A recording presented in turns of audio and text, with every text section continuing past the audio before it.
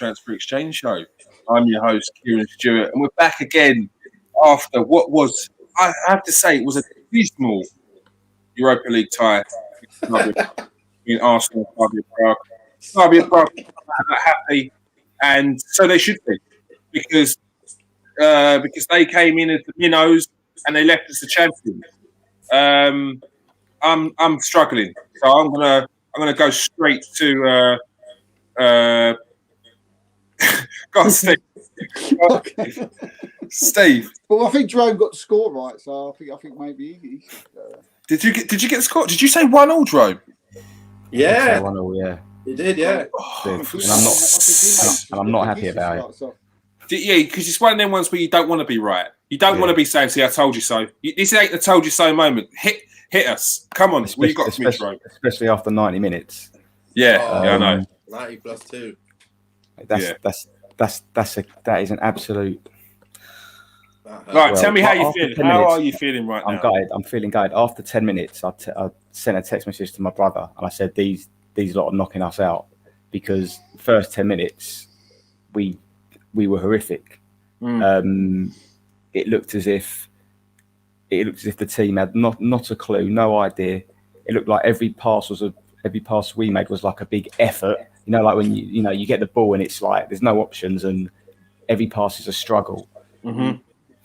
I know I predicted Willian to score for Arsenal, but he should never start another game for us again. The guy he doesn't offer anything. He's played nearly a full season, Nathan. He's played nearly a full season. He hasn't scored a goal, and he's one of the attacking players. Yeah, he hasn't scored one goal the whole season, and he doesn't offer anything. He bought. Aubameyang looked a bit lively when he came on, like he had a point to prove.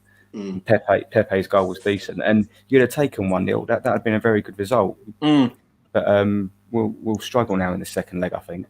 Yeah, it'd been a completely different podcast. And that's away the next leg. So it's away. Yeah. So we got to score. We got to score a goal. Mm-hmm. The only thing is, I don't know if you remember, boys, when we got knocked out by Chelsea in the Champions League. The year, I think it might have been the Invincible year, and our first game of the first leg we played Chelsea, and we played at Stamford Bridge, and we got a 1-1 result away from home. We thought, oh, that's a good result, 1-1 away from home. But once the away team in the second leg score a goal, then it's like it's on. Yeah.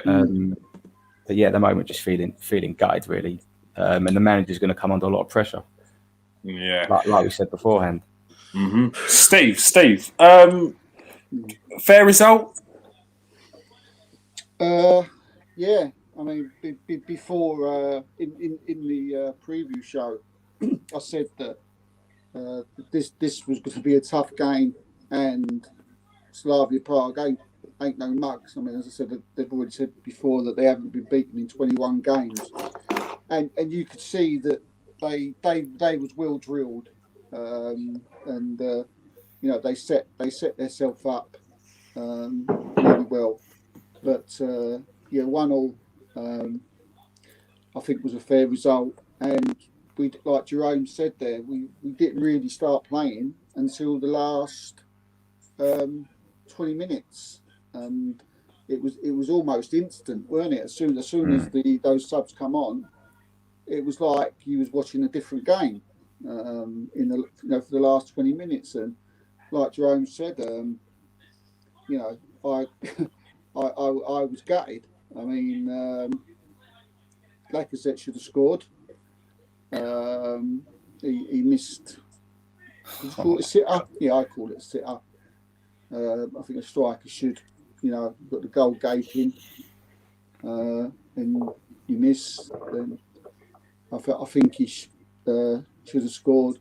It's disappointing. It's going to be very difficult now when we go to over there, but it's not over. I would have taken a 1-0, like Jerome said. But there were people who were off it tonight. I don't know what's wrong with Thomas Partey. It has to be said. It has to be said. I just don't know what's wrong with him. he's just very disappointing for me since he came, and he's been pulled off again. Is he trying to do too much, or is he just not playing well? I don't know. He's certainly not Arsenal's best midfield player at the moment. That's by a long way.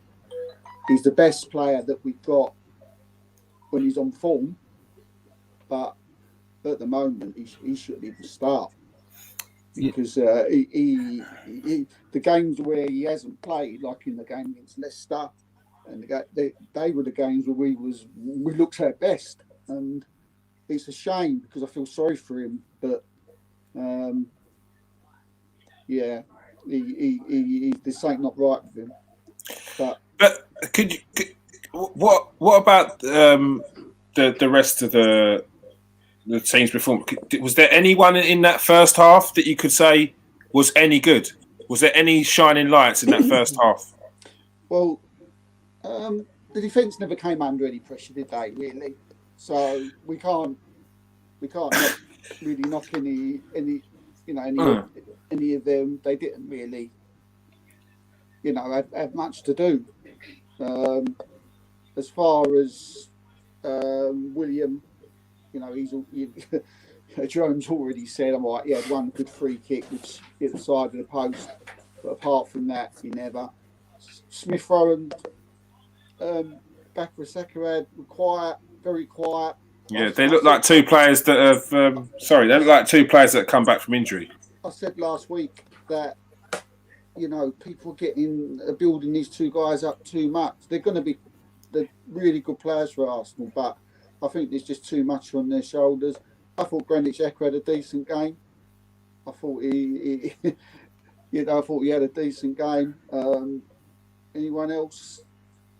As I said, the defence didn't have much to do. Lacazette was running about trying, but overall, no, not really. There wasn't many shining lights, was there? No.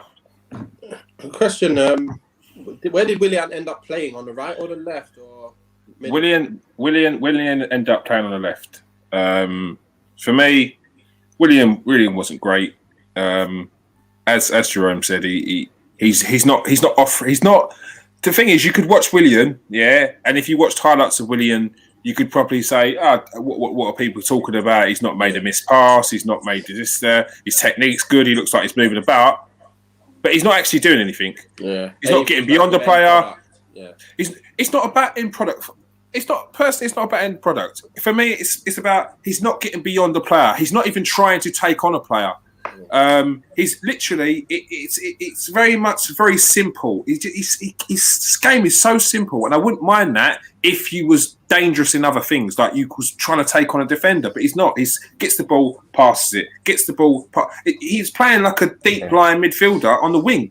It's like, I'll tell you what it's like. It's like he doesn't know that the aim of the game is to get the ball in the other team's net. Do you know what I mean? Like he's not playing like he wants to.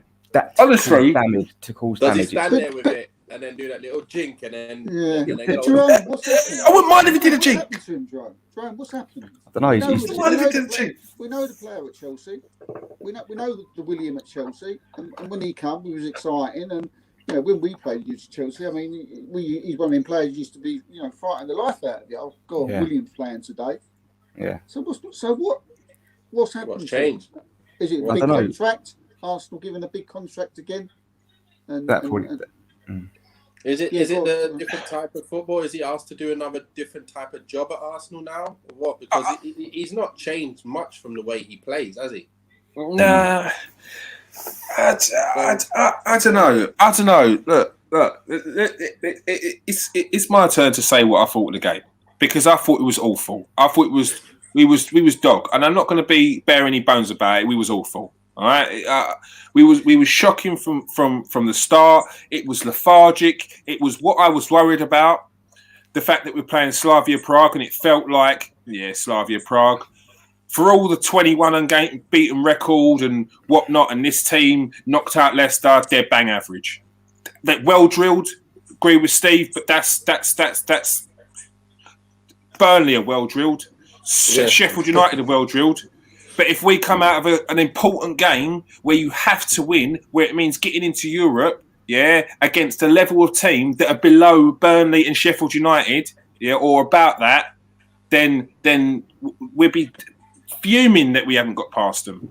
It was shocking. I seriously worry what is going on in that dressing room. What's going on in the train? It seems like I watch this training, and I'm like going through it with a fine tooth. Go, oh, they look happy. Oh, great finish. Oh, lovely pass. Like, then I watch it in the game. It's like dragging their knuckles against the floor. It is rubbish. I can't hack it. And I worry for Mikel Arteta because this same group of people seem to be doing the same thing with the next set of managers. I felt I was harsh on Emery, but my main gripe was his transfer policy and the rubbish that was going on upstairs with Raul Sanelli, and it seemed to have come to fruition that there was actually some badness going upstairs, which is why he's gone. But the same players gave up with him. The same players weren't doing it at the end of Wenger. And I worry that they're going to do the same thing with Arteta. There's a mentality in the dressing room which is carrying through, and it needs changing. It needs changing. I don't want the manager to go because I like what he's doing. I like what he says. I like the players he's bringing in. I like Bar William, all right? Gabriel, Odegaard, Thomas Partey on his day when he finally gets there. I was getting a calendar out so I can mark it off. But do you know what I'm saying? I like what he's doing. I can see there's a purpose. But the last few games have been trash. The last few games have been horrible to watch. Like, there's been no real life in the players. Aubameyang, yeah, I'm sorry, but why does it take for you to be dropped in a game because you was late getting your hair cut? Why does it take for you to be dropped in this game to come on and show you're doing something? Why has it come on to prove a point? You're the captain. It shouldn't be a prove a point. It should be week in, week out, working your nuts off, doing what you need to do, scoring goals. And if you're not scoring goals, do what Lacazette does. Work hard. Because that's why he's currently in the team over you. Work hard. And he's not doing that. And even because if this was Aubameyang, if it was a case of like, no, this is the manager, he's not playing for the manager, which I don't believe that kind of rubbish. If this is Aubameyang last season, or in the form that he's in last season and the previous season, that one-on-one that he has, yeah, he scores. It's an acute angle, it's a tight one, but he scores because he takes half chances. Today he's not taking half chances. He's not quite there. Lacazette, that one-on-one, awful. That was embarrassing. It's the same reason why me and Steve have spoken previously about it's time for him he's done. And I've gone and toed and fro, and people will call me but it's that. It's that. And we talk about people don't get enough chances. I don't care. If you don't get a chance for 90 minutes, yeah, and you get one chance, one-on-one with the keeper, it doesn't matter if you've had no chances in the game. You are an international, world-class, or whatever you're meant to. You've got to finish that. Do not come to me and ask me why Lacazette is not in the French team over Olivier Giroud. Don't talk to me about Olivier Giroud missing one-on-ones and simple goals, and Ozil would have had top goal scorer or top assist in Premier League history if it wasn't for Giroud. What? What's Lacazette doing? And you want to back Lacazette in that? Awful. Sorry, but it's awful. Kieran, you think we'll go through? I worry that we won't. I feel like the draw will kick us up the backside and say, okay, no, there's no messing around. You need to do this from the start. I feel like that. But so why is Pepe sitting on the bench? Why is he sitting on the bench when I think he's your best winger, one of your best wingers? It's consistency. It's consistency. It's like everybody's not consistent, isn't it? It's like whoever you start with never does well, and then the bench player comes on and does better. Then you give him a start, and then he doesn't do well. Then the thing is, we had our team. We went through a bad patch, and then we had our team. We had a run of quite a few games where we was winning, getting results. We had the odd draw here and there, but we were getting results and we were winning. We was actually starting to play well as well. Then I think either a couple of injuries happened and we changed it for one or two games. and it just messed it up again. And we haven't had that same team back because Pepe's not been on the left, Saka's not been on the right, Aubameyang's not been up front with that, sitting behind with Partey and Xhaka. And if it's not Partey, it's been Ceballos or El Nene, but it's generally been Xhaka. The centre back pairing would be Holding and Amari. And Gabriel wasn't even getting games, but Gabriel looks good. Gabriel looks all right. It was Cedric was playing with Tierney, and then that was the same team going in, week out. We haven't gone back to that team as well with Smith Rowe. We haven't gone back to that team. I don't know. You said that okay, they went on a 21 unbeaten run, and okay, they beat Leicester and they beat Rangers. But the way I look at Arsenal now is that we're poor. We're average. We're very average footballers on our side. Mm-hmm. Even our top class players now have turned to be average football players in the form they're in. Mm-hmm. Right? So with Slavia Prague playing the way they did tonight and being tightly duelled, and eventually when they decided they wanted to score a goal, they did. Yeah. And the fact that they did beat Rangers and they beat Leicester, I think that's a worrying point for Arsenal fans and Arsenal as a club, because what that tells me is that this is where Arsenal are. This is where we are. We haven't got the right to beat the big clubs anymore. We haven't got the right to say we should win the European Cup or we should win. Not with this side. Not with this. Not with these players. Not with that defence. Not with that midfield, and not with that forward line. I don't trust us at this moment in time to beat anybody in the Premiership or a decent club in another league in Europe. That's where I look at Arsenal now. But I wouldn't mind that, and that's where we are. I wouldn't mind that. But I wouldn't mind that if tonight we played at our best. Even if we played half of our best. Steve, we were rubbish. We were rubbish, and until Aubameyang came on with Pepe. No, to be fair, we were rubbish until Martinelli actually came on. He came on just before, didn't he? And he gave a little bit of injection of energy down that left, a little bit of something like to sort of say, do you know what? This is an example which shouldn't be happening with a 20-year-old. Once again, it's another youngster who's setting an example for the elders. That's poor. Yeah, we weren't even at a 5. We weren't even at a 2, and they were trying their hardest. That's the problem. If we played at a 3, a 4, we smashed this team. Like we nearly beat them playing in such we would have come into this pod like, oh, we were lucky to scrape a win there. Oh yeah, I'll take that. That's what this pod would have been. But now they got the goal which they probably deserved because they hit the post. Leno made a good save. I think they had a 1-on-1. They had chances in the game, but they're not a good team, and we were poor. And that's what worries me. We're not getting past this second gear of poor. We can't afford to play in second gear. We as you said, we're average right now. We can't be that team that plays in second gear and gets a result. We have to put it on. We have to put it in. And if we can't put it in a quarter final against Slavia Prague to get to the Champions League where we want to be, then that's a worry for me. Yeah. But don't you think you're not ready for Champions League now at the minute? No, you're not ready, are you? No, we're not, but if we got by Champions League by some unbelievable fluke, right?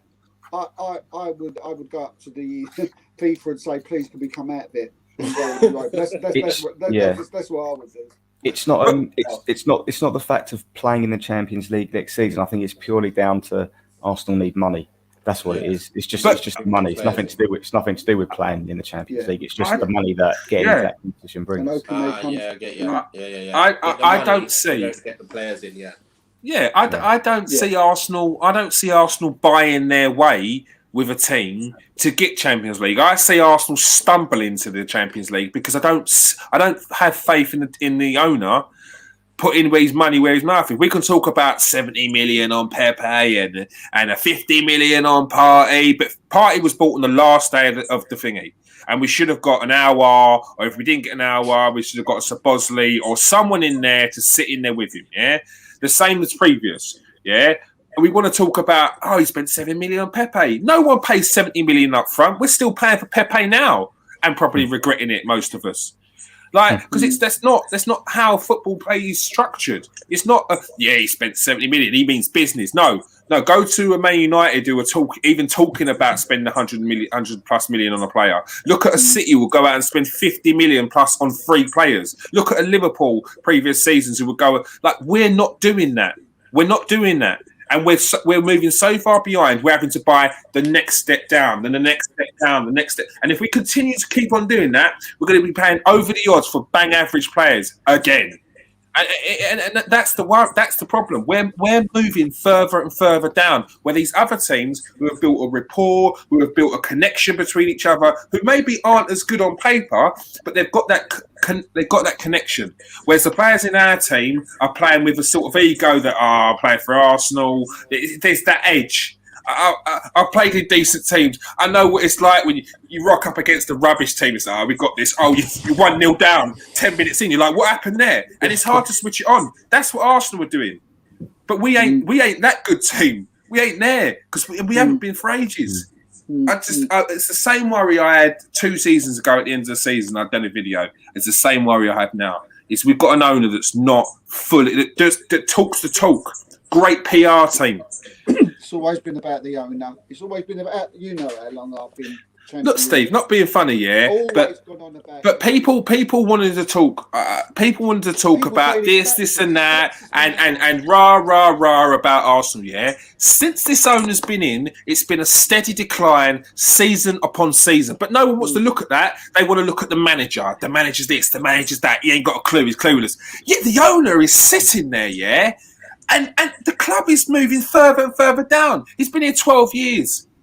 Each year we've moved down in the league. Scrambled second once because no one else wanted to win it, and Leicester won it. 5,000 to 1. Leicester won it. Do you see what I'm saying? So, and that was a false dawn for us. That was actually we're not far off. to the owners. That's how they play it. And I think the previous season or that season, didn't we just buy one player, and that was Petr Cech? This is the problem. No one wants to look at these things. It's a mess. It's a mess, and I worry about our team because our team is so mismatched. There's so many players that have got a little bit of a long contract, and it ain't quite there. And is someone going to buy them?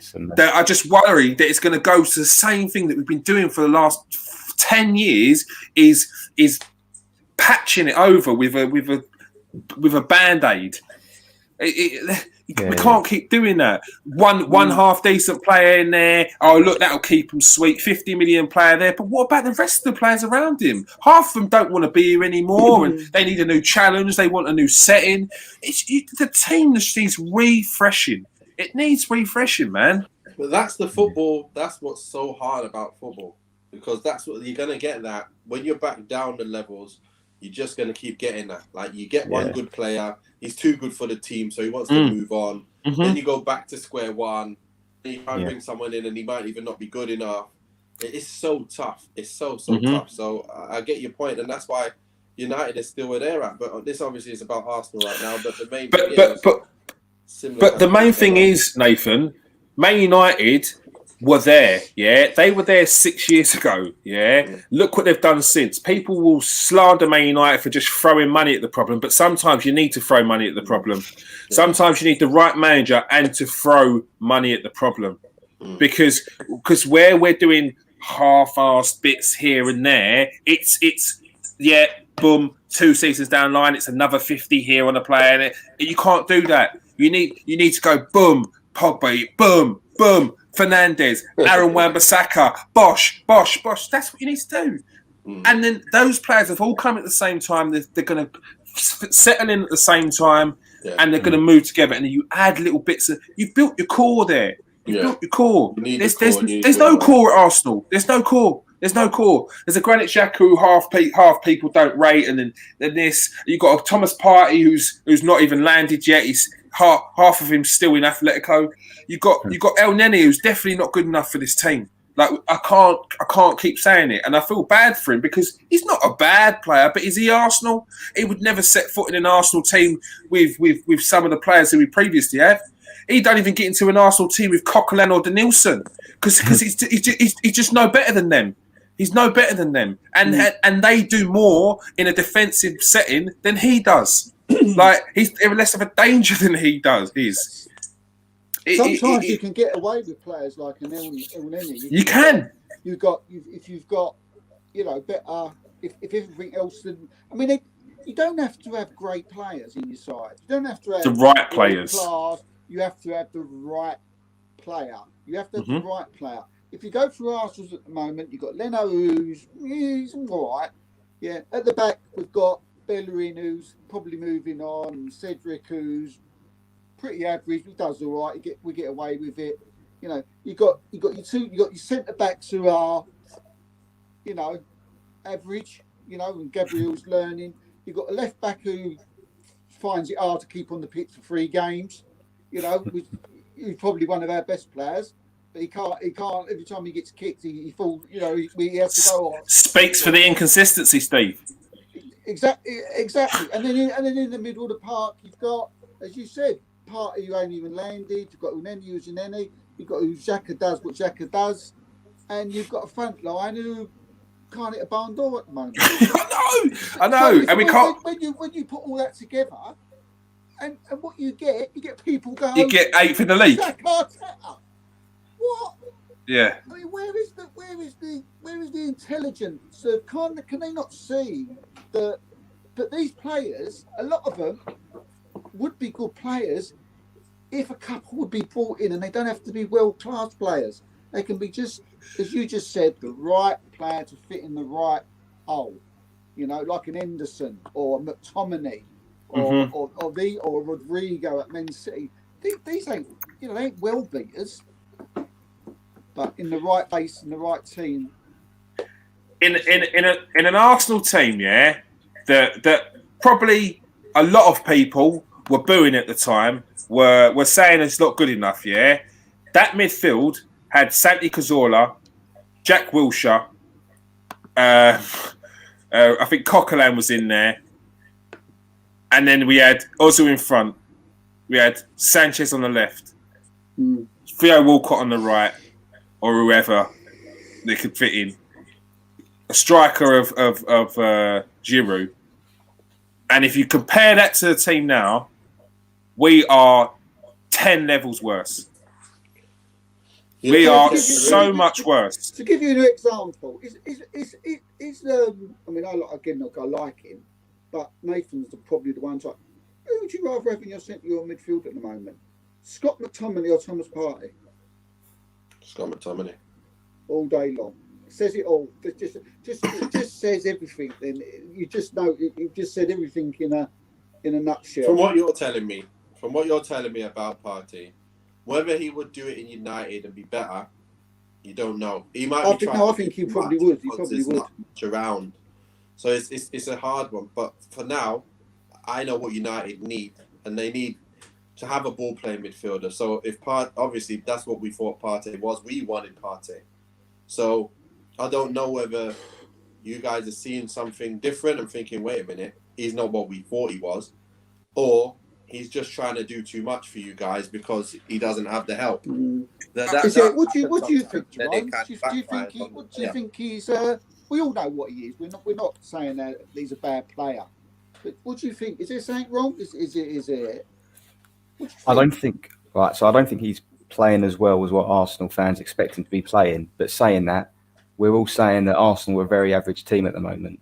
And so if you put a player like that into a very average team, then he can't really make much difference. He's not the way he plays. He's not like a creative player or a creative midfielder or a striker that's going to make big differences. Like he's in front of him is poor, behind him is poor, and to the side of him like the right back's poor.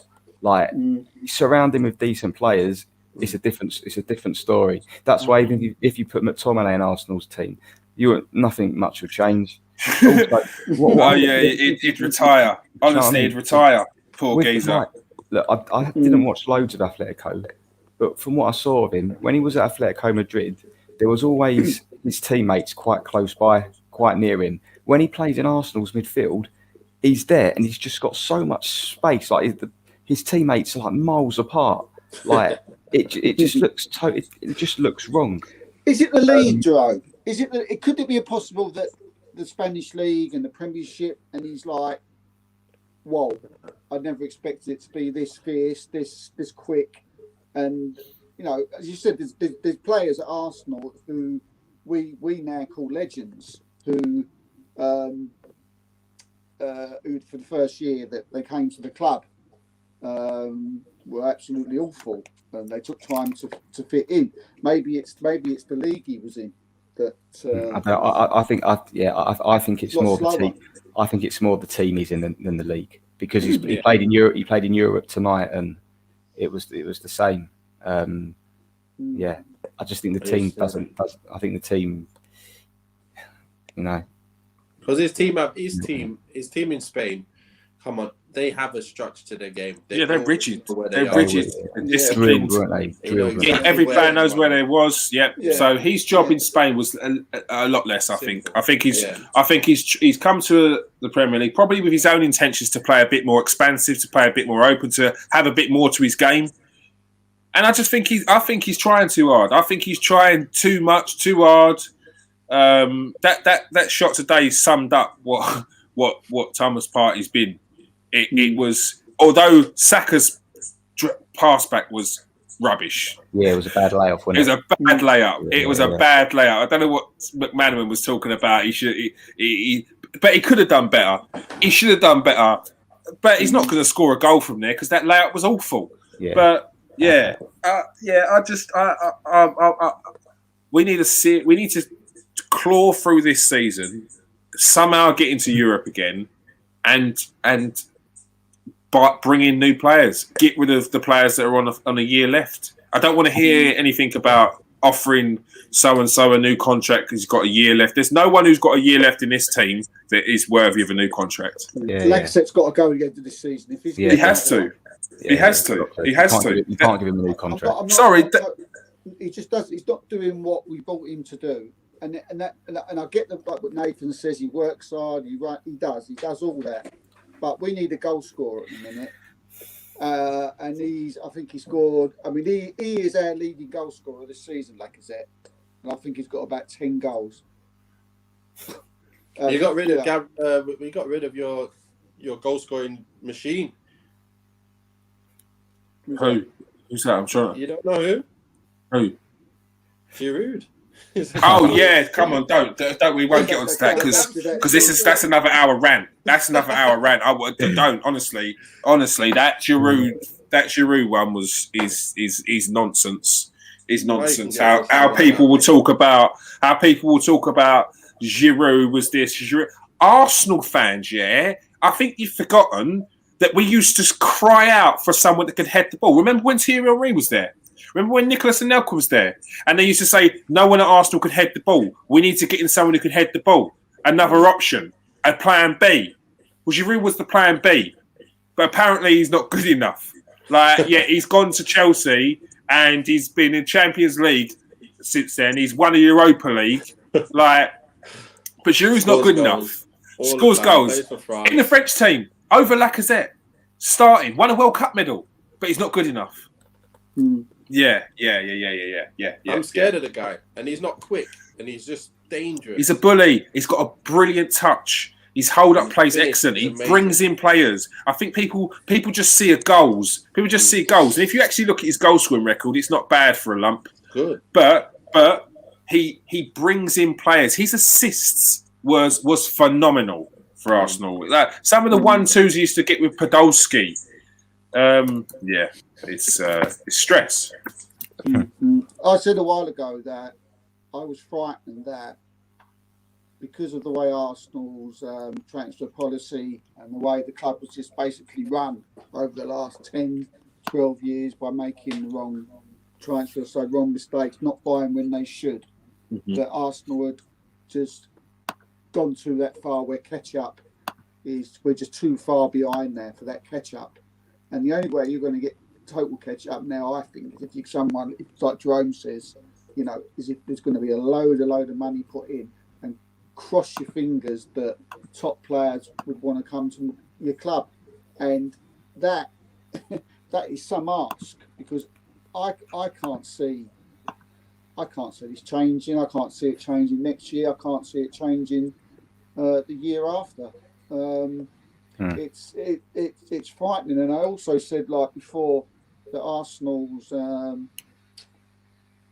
youngsters, there's too much on their shoulders, and they're getting looked at as if like they're the saviours. And I think as time going on, they're struggling, and I'm a little bit frightened that they might not become the players they were.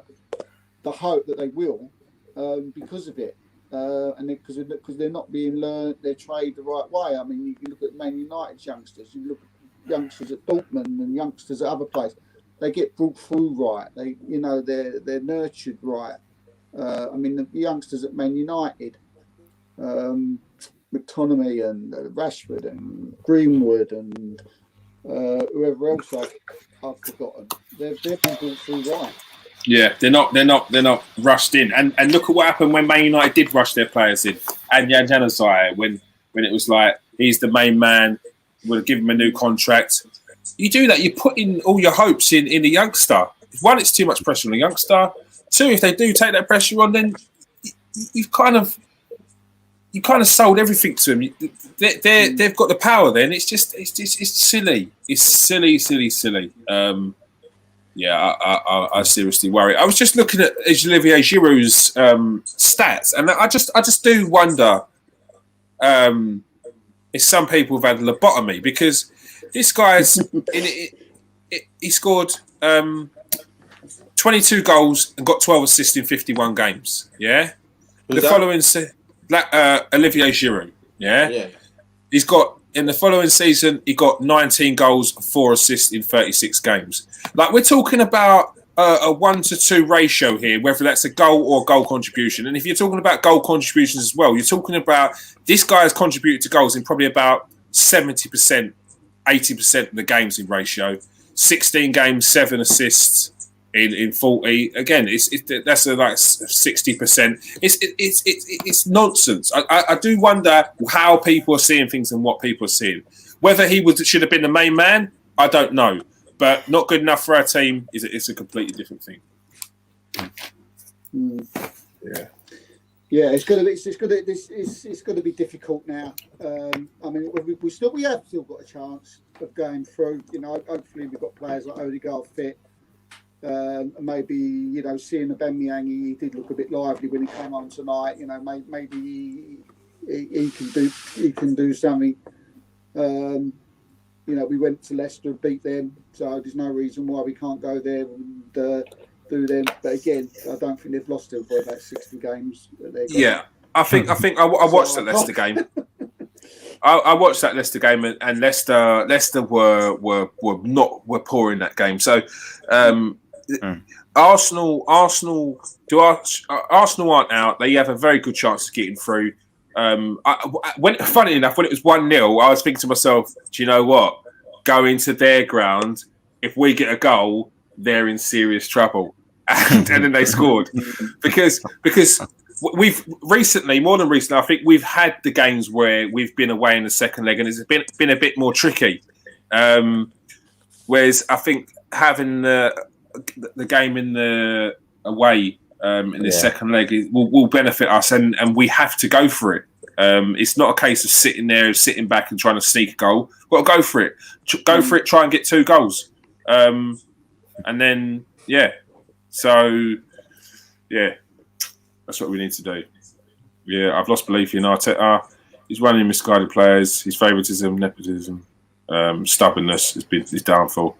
I just wonder about the favouritism. I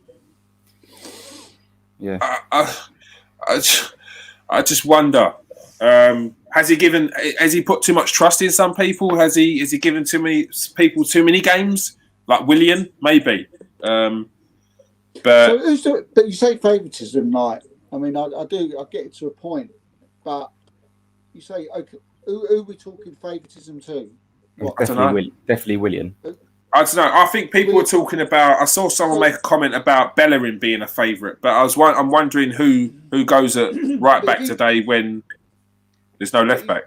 But he's, all right. So Bellerin one of his favourites. So now Ben Meang's one of his favourites. Just to say, I don't know who his favourites are. It's just because always the same player. We haven't got, to replace those favouritism players and then to bring them in for someone else. They ain't much great shakes who they replace them with. This is what I mean. So when he's looking at it from Arteta's point of view, he might think that if he's looking at it from the nights thinking, "Oh, I'll do me favours of fans. I'll listen to them. I'll take Bellerin that." So no. Don't listen. He won't be my favourite no more. So what I'll do, I'll bring Cedric in. Yeah. Oh, it's not like there's any big difference, is there? No, and that's the thing. It's like I remember when there was a time when people were saying, "Why aren't they giving Ainsley Maitland-Niles a go in the middle?" Ainsley Maitland-Niles has gone to West Brom, and West Brom don't want him. That says all you need to know. Yeah. West Brom don't want one of Arsenal's very few England internationals, and at the moment, Arsenal are probably going to end up with no internationals because we're just that poor. It's always the grass is always greener, and people are always better players when they're not playing. So yeah, I'm not surprised in that. I'm not surprised at all. But yeah, otherwise, yeah, we need to stop. Because otherwise we will go on forever. I'll just do a quick roundup. Steve, going through? Going through, yeah, I think we will. I think we'll grit our teeth. Because we're on our day, when we do grit our teeth, if there's something to go for, we can perform somewhere close to our best. I think we can. So yeah, I'm not gonna do too much explaining because I don't really know how to explain how we will go through. But just as a feeling, I think we will. Yeah. Jerome, going through? No, I don't think so. No. All right. Voice of reason there. Yeah. You got the score right. Yeah. Yeah. All right. Yeah. I worried that Arsenal would get knocked out by this team, and that worry seems to be coming true. But I think we can scrape through, just purely based on this result. Yeah, the fact that there's no other option. There's no other option but to go for this game. We didn't lose the game. The draws. No, I'm not interested in a draw. We need to win because we started not much better than how we played against Liverpool. That's the worrying thing. And if we're down on confidence by being beat by a Liverpool team when we didn't even turn up against Liverpool, I wouldn't mind if we turned up and gave it our all against Liverpool and got beaten, and now we're dejected and we can't believe it and we're hurt. No, we were trash against Liverpool and we deserve to be beaten. So yeah, Arsenal, love you. I love you, Arsenal. We do. All right. All right. It is. It certainly is. Thank you very much for joining us tonight, people. Arsenal tried to ruin our night, but they could not do it. Let's see if they could do that in the next leg. Yeah, it's a big one. And it's a big weekend for Arsenal because I think we just need to go into every game and try and get a win for every game just to keep that confidence up and to try and get a bit of momentum towards the end of the season. Whether that takes us into a top 6 spot or not, I don't really care. I just want to see my team winning again. All right. Thanks everyone who joined us. Peace out. Oh, I forgot to say thank you to the panel. Look, this is what Arsenal do to me. Thanks for joining us, Nathan. Thanks a lot. Thank you for joining us, Steve. Yeah, thanks everybody. Cheers. And thank you for joining us, Jerome. Cheers, no probs. All right, peace out, people.